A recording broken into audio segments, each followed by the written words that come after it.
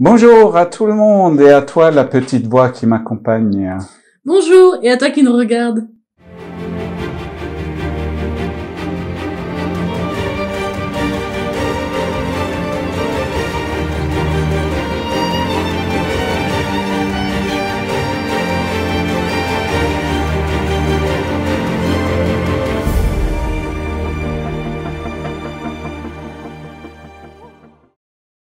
Je suis ravi de vous trouver ici dans cette vidéo concernant l'hypnose, à ma droite, 200 ans d'âge, et à ma gauche, l'hypnose spirituelle, qui n'en a que 50. On pense que ça va être un match déséquilibré et que l'hypnose sans doute va gagner par KO. Mais par contre, on va quand même s'intéresser à l'hypnose spirituelle de régression et plus particulièrement celle qui s'intéresse justement à ce que je pratique, entre autres par visio ou en cabinet. Tu nous fais pas redevenir des singes, hein? Redevenir un bébé, un australopithèque, Lucie en quelque sorte, font bien entendu partie du programme du jour. On va en parler. Bien sûr que non. Par contre, comprendre cette hypnose, c'est comprendre d'où vient cette hypnose. Hypnose veut dire en grec Hypnosis, qui est sommeil. Faut même savoir que les Égyptiens pratiquaient l'hypnose dans les temples, appelés des temples des rêves, du sommeil, de la guérison. Et d'ailleurs, pour écourter un petit peu la vidéo, pour que ça dure pas des heures et des heures, que vous allez vous endormir dessus, je passerai en vitesse l'histoire de l'hypnose. Peut-être ce sera pour un prochain sujet d'une autre vidéo. Je préfère citer des personnes qui sont plus connues aujourd'hui, ou pas. Tout d'abord, on va parler des différents types d'hypnose les plus répandus. L'hypnose de spectacle, Mesmer par exemple. Relaxez-vous. Dormez. Complètement détendu, sans tomber de la chaise, vous vous sentez merveilleusement bien. Ou l'hypnose de rue, qui a pour vocation de vous faire oublier un nombre, votre prénom. Moi, c'est Didier, et ça sera impossible pour toi de dire autrement. Au compte de 3, tu peux te réveiller. 1, 2, 3. Ça va, Abigail? Moi, c'est Didier. Ah, pardon. Celle pratiquée dans certains hôpitaux ou chez certains dentistes. Cet homme de 88 ans, opéré du cœur sous hypnose, sans anesthésie lourde, en décembre 2018. Ou, par exemple, à l'époque, ça n'existait pas encore les anesthésies, c'était un chirurgien qui a amputé sous hypnose dans les années 1830 environ. Et aux dernières nouvelles, le patient, enfin en tout cas dans le livre d'histoire, le patient était encore en vie après l'opération. Ensuite, on va parler d'une autre forme d'hypnose, c'est l'hypnose ericksonienne, l'hypnose classique ou l'hypnose conversationnelle. Comme son nom l'indique, elle fait référence à Milton Erickson, psychiatre et psychologue. Des techniques one-shot qu'on appelle de temps en temps yes set, qui vous conduit bien malgré vous à prendre un objet ou un produit que vous payez beaucoup trop cher et que vous n'avez pas besoin. Ou encore l'hypnose dite spirituelle, Michael Newton, Brian Weiss, Robert Moody. Tout cela ont une formation de psychologue. Et je vais vous le donner dans le mille. On va se pencher sur cette dernière. Parlons d'hypnose spirituelle. Et c'est un petit peu comme ouvrir une boîte de Pandore. Serait-ce lié aux 7 péchés capitaux comme le film Seven? Non, c'est simplement une expression, rien à voir avec le film. Beaucoup de psychologues, psychiatres ne vont pas assez loin ou ne descendent pas assez profond pour chercher la résolution d'un problème. Comment ça? Imagine ta vie comme une route. Cette route, la vie, présente des obstacles, des cassis ou encore des dos d'âne. La route commence à ta naissance et se termine à ta mort. Le présent, c'est tout simplement le reflet de l'endroit où tu en es aujourd'hui. En cas de problème, on peut mettre un baume, de la rustine, un pansement. Ou pire, on peut même dynamiter l'obstacle au risque d'agrandir la plaie ou le problème. Recherchez sur cette route. Comme les tisseuses grecques, les moires qui sont 3 divinités, la fileuse, la répartitrice et l'inflexible. Une tisse le fil de la vie et l'autre le déroule. Et la dernière le coupe. Donc, rechercher la source, l'origine d'un problème nous amène peut-être dans l'adolescence, dans l'enfance, dans le ventre de la mère, ou même avant.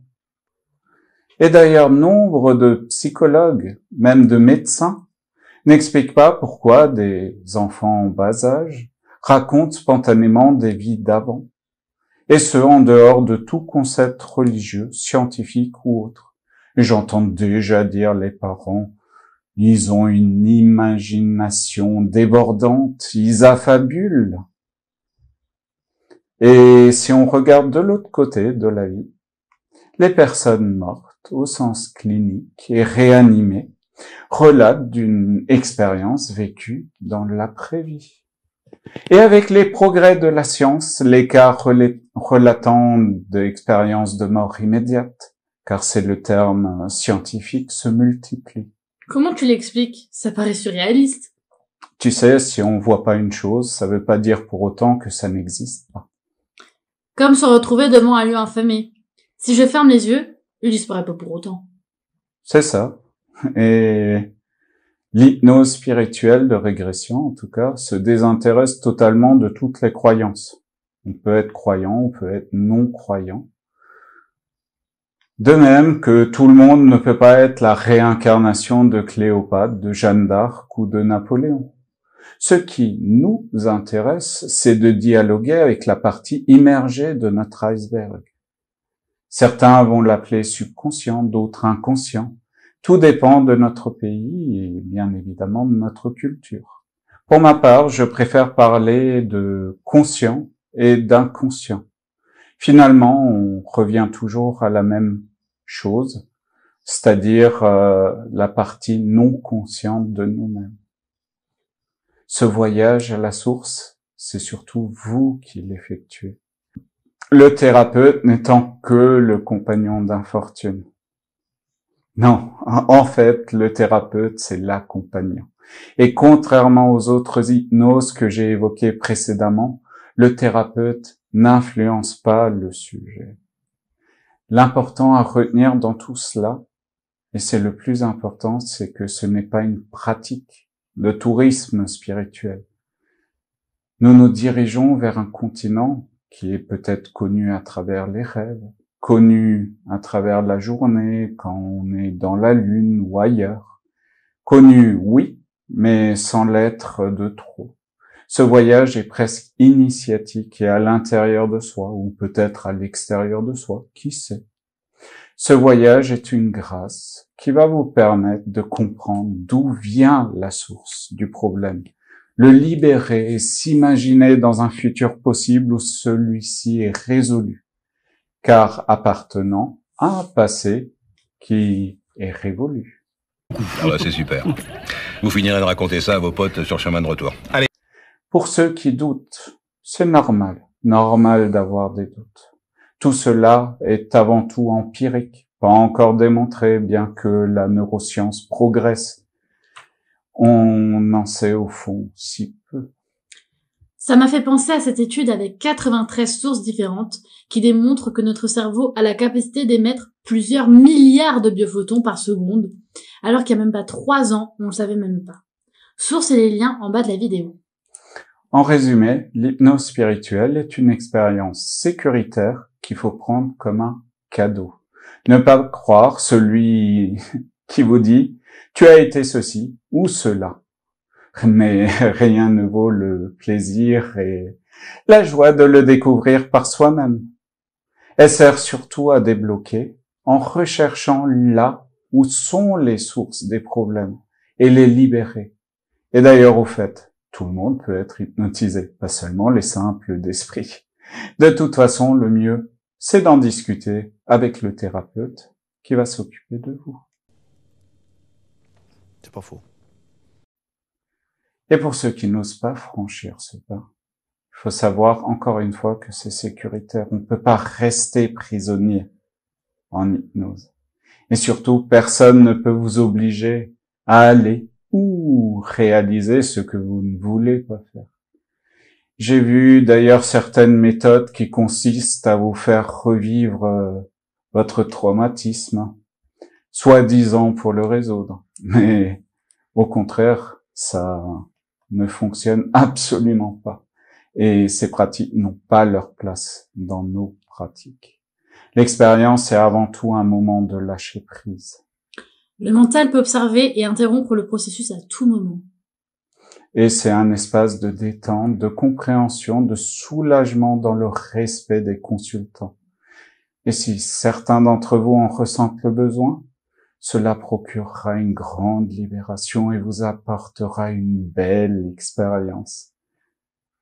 Ça va sans dire que se libérer d'un poids émotionnel, ça fait du bien. Et Dieu que ça fait du bien aujourd'hui de pouvoir se libérer de ce poids émotionnel, de quelque nature que ce soit. La voie de l'esprit est la voie de la guérison. À bientôt. N'hésitez pas à vous abonner et à mettre un like. Et en cas de commentaires les plus constructifs seront traités. Pour les autres, disons qu'on les connaît déjà, vu que c'est copié-collé et maintes fois vu. Vous êtes le maillon faible, au revoir. Et n'oubliez pas de suivre le lapin blanc. Et il faut que tu saches que malheureusement, si tu veux découvrir qui tu es vraiment,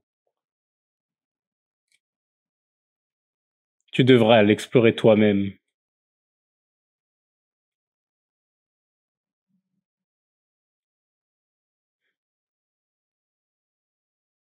C'est la dernière chance. Tu ne pourras plus faire marche arrière. Choisis la pilule bleue et tout s'arrête. Après, tu pourras faire de beaux rêves et penser ce que tu veux.